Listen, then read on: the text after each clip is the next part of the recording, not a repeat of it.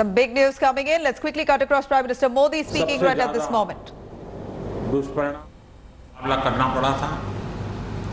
उस समय सबसे ज्यादा दुष्परिणाम उड़ीसा पर हुआ था।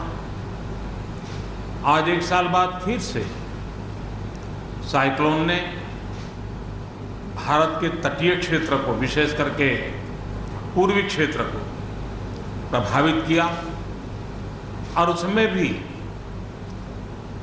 सबसे ज्यादा दुष्परिणाम पश्चिम बंगाल के हमारे भाइयों बहनों को, पश्चिम बंगाल के नागरिकों को, यहाँ के संपत्ति को बहुत हानि पहुंचाई है। साइक्लोन की संभावनाओं से लेकर के लगातार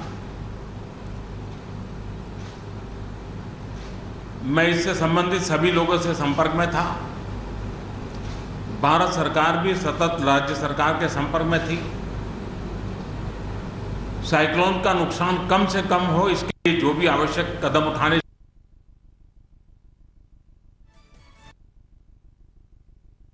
तक प्रयास किया, लेकिन उसके बावजूद भी करीब करीब 80 लोगों के जीवन हम नहीं बचा पाए। इसका हम सबको दुख है। जिन परिवारों ने अपना स्वजन खोया है, उनके प्रति केंद्र सरकार, राज्य सरकार और हम सबकी संवेदनाएं हैं और इस संकट की घड़ी में हम उनके साथ हैं। संपत्ति का भी नुकसान काफी होता है, चाहे एग्रीकल्चर हो, चाहे पावर सेक्टर हो, चाहे टेलीकम्युनिकेशन हो, चाहे घरों का उजड़ जाना हो, अनेक प्रकार का, चाहे वो इंफ्रास्ट्रक्चर का हो, चाहे व्यापार जगत से लोग जुड़े हुए हो, चाहे खेती क्षेत्र से जुड़े हुए, हर किसी को नुकसान होता है। आज मैंने हवाई निरीक्षण करके बारीकी से इस प्रभावग्रस्त विस्तार को मुख्यमंत्री जी के साथ, गवर्नर श्री के साथ दौरा करके उसको देखा है। अभी राज्य सरकार ने और मुख्यमंत्री जी ने विस्तार से मेरे सामने जो भी प्राथमिक आकलन है उसका ब्यौरा दिया है। हमने तय किया है कि हो सके उतना जल्द डिटेल में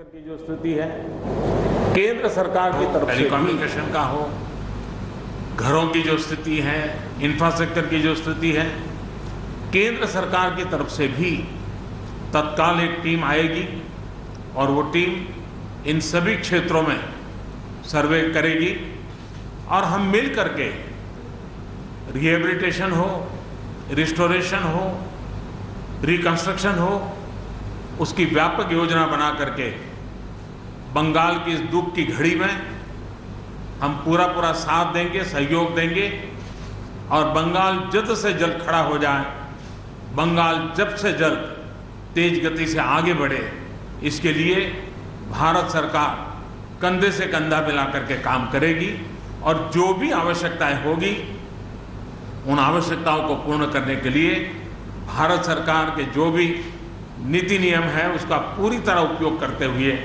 पश्चिम बंगाल की मदद में हम खड़े रहेंगे। अभी तत्काल जो इस संकट की घड़ी में राज्य सरकार को कठिनाई न हो, इसके लिए एक एडवांस असिस्टेंस के रूप में 1000 करोड़ रुपया भारत सरकार की तरफ से व्यवस्था की जाएगी।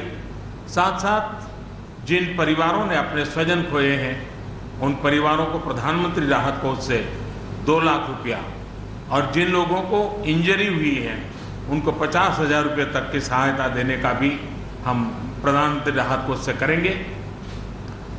पूरी दुनिया एक संकट से जूझ रही है। भारत भी लगातार कोरोना वायरस के खिलाफ लड़ाई लड़ रहा है। कोरोना वायरस की लड़ाई में जीतने का मंत्र और साइक्लोन में जीतने का मंत्र दोनों पूरी तरह एक दूसरे के ऑपोजिट हैं। कोरोना वायरस से लड़ने का मंत्र है जो जहां है वहीं रहे, जरूरत नहीं हो तब तक घर से बाहर न निकले और जहां भी जाए 2 गज की दूरी बनाए रखे। लेकिन साइक्लोन का मंत्र है कि साइक्लोन आ रहा है, जल्दी से जल्दी सुरक्षित स्थल पर आप शिफ्ट कर जाइए। वहां पर ममता जी के अलग प्रकार की लड़ाइयां एक साथ पश्चिम बंगाल को लड़नी पड़ी है, लेकिन उसके बावजूद भी ममता जी के नेतृत्व में राज्य सरकार ने भरसक प्रयास किया है। भारत सरकार ने भी लगातार उनके साथ रह करके इस संकट की घड़ी में जो भी आवश्यक, जो एडवांस में करने योग्य था, जो उसी समय करने का योग्य था और जो आगे दिनों के करने की आवश्यकता है, उसको भी पूरा करने का हम प्रयास करेंगे।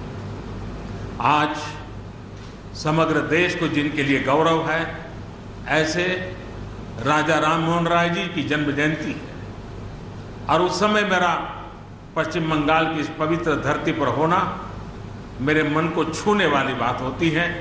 लेकिन संकट की घड़ी से हम जूझ रहे हैं, तब मैं तो इतना ही कहूँगा कि राजा राममोहन राय जी हम सबको आशीर्वाद दें ताकि समयानुकूल समाज परिवर्तन के जो उनके सपने थे उनको पूरा करने के लिए हम बैठ करके, मिलजुल करके एक उज्जवल भविष्य के लिए, भावी पीढ़ी के निर्माण के लिए समाज सुधार के अपने कामों को निरंतर जारी रखेंगे और वही राजा राममोहन राय जी को उत्तम श्रद्धांजलि होगी। मैं मेरे पश्चिम बंगाल के सभी भाइयों बहनों को विश्वास दिलाता हूं कि संकट की घड़ी में पूरा देश आपके साथ है। भारत सरकार कंधे से कंधा मिला करके आपके साथ आने वाले सभी कामों में खड़ी रहेगी। इसी संकट की घड़ी के समय आप सबसे मिलने आया हूं, लेकिन कोरोना वायरस के कारण सब नागरिकों से तो नहीं मिल पा रहा हूं। मन में एक कसक तो रह जाएगी। यहां से मैं आज उड़ीसा की ओर जाऊंगा और वहां भी हवाई निरीक्षण करूंगा, वहां के माननीय मुख्यमंत्री जी से, वहां की सरकार से बातचीत करूंगा। मैं फिर एक बार पश्चिम बंगाल की इस दुख की घड़ी में मैं आपके साथ हूं। जल्द से जल्द सुन रहे थे प्रधानमंत्री नरेंद्र मोदी को।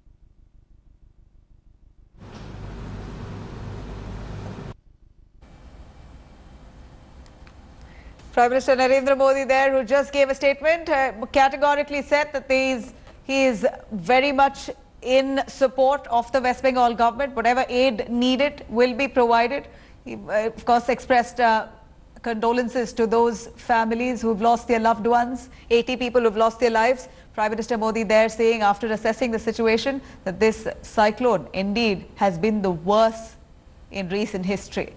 And he's willing, and the centre is willing to do all that it can to ensure aid, rescue, relief to West Bengal. He's categorically said that all efforts will be pressed into ensuring rescue and relief operations are carried out, and also, of course, to revive the economy, which is currently battered. Prime Minister Narendra Modi there making a statement from Basirhat, North 24 Paraganas in West Bengal. Right after carrying out an aerial survey, Prime Minister Modi just gave out a statement. We heard what he said. He did express shock over the devastation, the magnitude of destruction that was carried out by the cyclone in just 8 hours of its arrival over the last 24 hours. He said billions of worth of property that has been destroyed. What he saw was indeed sad and painful, to say the least. He did express his condolences. Of course, the state government has also raised about 1,000 crores as immediate relief funds to all of those severely affected areas. But nonetheless, it seems like West Bengal government now eagerly waiting for a centre's financial aid, a financial package to help in rescue and relief operations to pick up. Currently, we're looking at 80 people who've lost their lives, but over 5 lakh odd people have been displaced. And that's the Herculean task for both the respective state and the central government to coordinate on. It's going to take time considering it's a COVID-19 pandemic, and at a time like this, social distancing is a big question here when most of these people have to be evacuated, taken into camps. It's going to be a task, but Prime Minister Narendra Modi assuring all help will be granted. Let's take a quick listen what he just said in his statement there. Cyclone का नुकसान कम से कम हो, इसके लिए जो भी आवश्यक कदम उठाने चाहिए, उसके लिए राज्य सरकार और केंद्र सरकार ने मिलकर के भरसक प्रयास किया। लेकिन उसके बावजूद भी करीब करीब 80 लोगों के जीवन हम नहीं बचा पाए। इसका हम सबको दुख है। जिन परिवारों ने अपना स्वजन खोया है, उनके प्रति केंद्र सरकार, राज्य सरकार और हम सबकी संवेदनाएं हैं, और इस संकट की घड़ी में हम उनके साथ हैं। साइक्लोन ने भारत के तटीय क्षेत्र को, विशेष करके पूर्वी क्षेत्र को प्रभावित किया, और उसमें भी सबसे ज्यादा दुष्परिणाम पश्चिम बंगाल के हमारे भाइयों बहनों को, पश्चिम बंगाल के नागरिकों को, यहाँ के संपत्ति को बहुत हानि पहुंचाई है। He was really very sorry for this devastation. He said, yes, you people are fighting COVID and the devastation this storm also. So we have given all his support for the West Bengal people and the government. Odisha Chief Minister also talked to me today morning, and Bangladesh Prime Minister is also trying to talk to. I have never seen in my life, and when I was in the Secretariat War Room, especially myself, Chief Secretary and all the officials from Disaster Department, even the press people who are also there in next room, they also watched the situation. Even I was not able to go to my room. It was just, the vibration was too much, and the sound, the vibration, and in all total, I have never seen this. And the tragedy is that it continues 8 hours. Every time people are asking when it will go from Kolkata, when it will go from North 24 hours, when it will go from South 24 hours. People are so panicky. And all the phone connection was also not there. Even we are talking to the press sometimes, it was lively, but live telecast was there, but the line was not working, no? Even in my house also, I can't see the TV.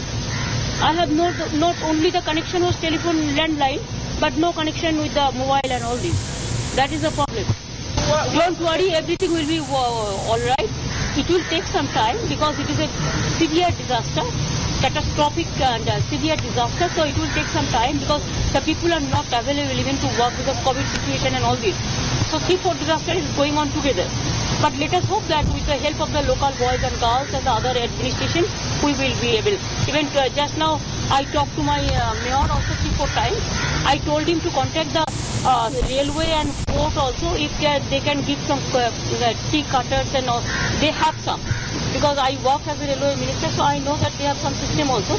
So now the rail is also not operating. So they can give some machines. And Odisha also told us that if we need anything, we have our manpower, we have our capacity, but it will take some time. Hello everyone, this is Rahul Kamal here. Hope you enjoyed this video. For the latest news and analysis, like and subscribe the India Today YouTube channel, and don't forget to press the bell icon to stay updated.